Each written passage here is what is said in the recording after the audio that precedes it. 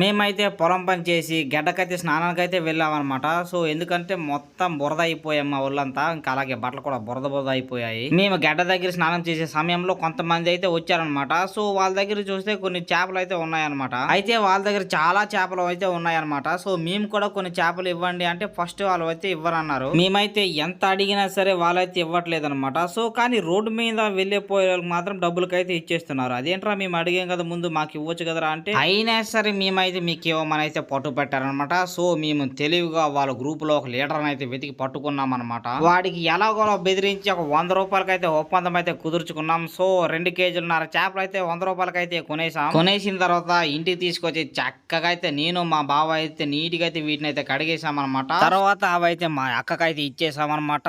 So, మా అక్క అయితే నీట్ గా కూర అయితే చేసేస్తుంది. ఒకవైపు పప్పు ఇంకో వైపు చేపల కూర అనమాట. సో, ఇవి ఎంత వేరంగా ఉడుకుతాయని ఎదురు చూస్తూ ఉన్నాము.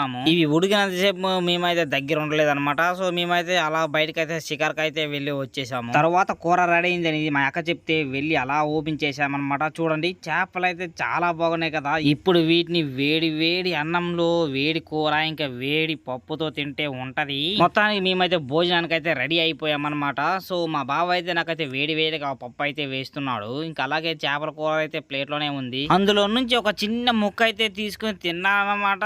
సో, సాల్ట్ అయితే సాల్లేదు.